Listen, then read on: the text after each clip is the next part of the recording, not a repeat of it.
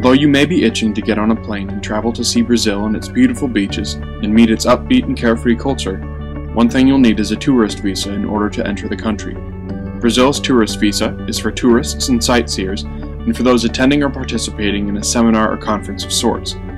If going on a global work program, be sure to apply for a tourist visa and not a work visa, which is specifically for those who plan on going to Brazil for paid work. Step 1. Gather all necessary materials.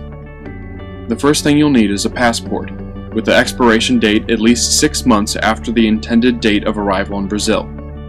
You must also download and fill out the required visa application form, found online at www.brazilian-consulate.org, along with instructions. Remember to sign and date it.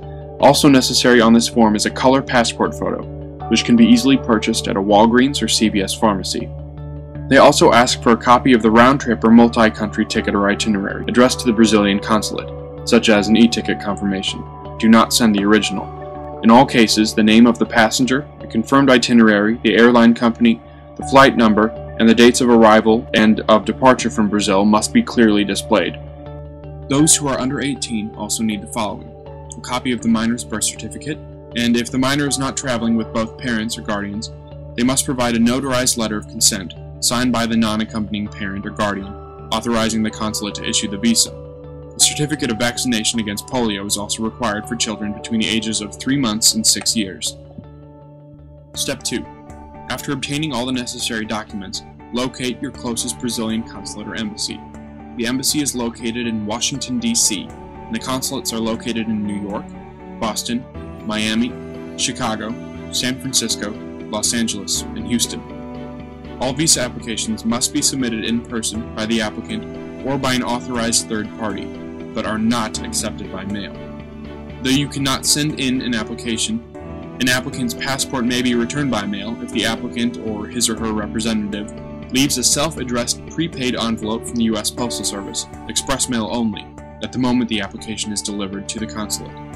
Those who cannot come themselves to a consulate can enlist a service to do it for them, such as www.abriggs.com. For a fee, they offer an easy way of obtaining a visa for those who are not located near the Brazilian embassy or a consulate.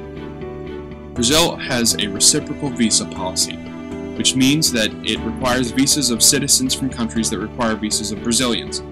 Visa fees are $130. Regardless of nationality, a $10 processing fee will be charged if the application is not presented in person by the passport holder.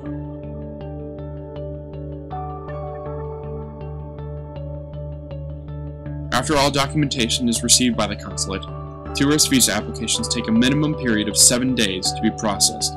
Longer periods may apply. The consulate has no rush or expedited service or fees. Emergency cases may be considered if presented directly by the interested party, and all cases must be documented. Visa holders must enter Brazil within 90 days of the date the visa was issued. It is the applicant's responsibility to make travel arrangements accordingly. Once expired, the 90-day period may not be renewed, and if the foreigner has not yet entered Brazil, a new visa and payment of all fees are required. Brought to you by Globalware. Have fun. Help people.